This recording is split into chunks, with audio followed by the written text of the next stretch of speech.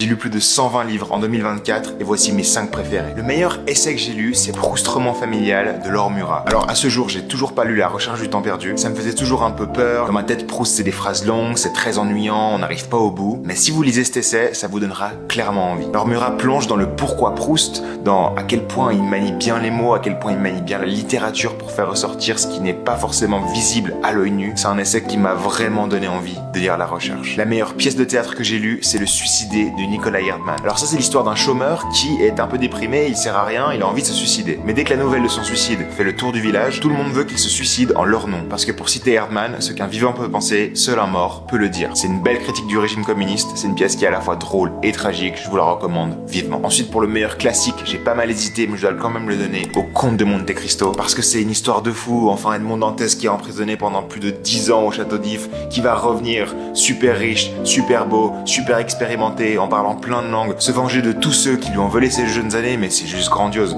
Si vous l'avez pas lu, foncez, sérieux. Ensuite, la meilleure bande dessinée que j'ai lue, c'est Shubeck Lubeck de Dina Mohamed. Alors ça, c'est une BD qui a tout, elle est très intelligente, l'histoire est chouette, mais les dessins, ils sont aussi magnifiques, c'est très bien travaillé, il y a de la couleur, il y a du noir et blanc, il y a tout ce qu'il faut dans cette BD. Dina Mohamed imagine un monde où les vœux sont mis en bouteille et commercialisés. Et évidemment, ça va être très compliqué, puisqu'il y aura des vœux qui seront très puissants, des vœux qui seront moins puissants, chers, pas chers, il y aura des nouveaux jeux de pouvoir autour, c'est vraiment très intéressant, je vous la recommande vivement, pour vous ou pour un cadeau. Et finalement, pour le meilleur roman contemporain que j'ai lu, ça j'ai beaucoup hésité, mais pour l'impression globale, je vais quand même le donner à Gabriela Zalapi, qui a écrit le magnifique roman Hilaria ou la conquête de la désobéissance. C'est l'histoire d'une petite fille qui se fait enlever par son papa pour une cavale qui va durer près de 2 ans. Le style est doux, les mots sont étudiés, les phrases ont une longueur qui est parfaite, Zalapi arrive à mettre les silences là où il faut, c'est vraiment une lecture qui est super agréable, je vous le recommande vivement. Et toi, c'est quoi tes romans préférés de 2024 ?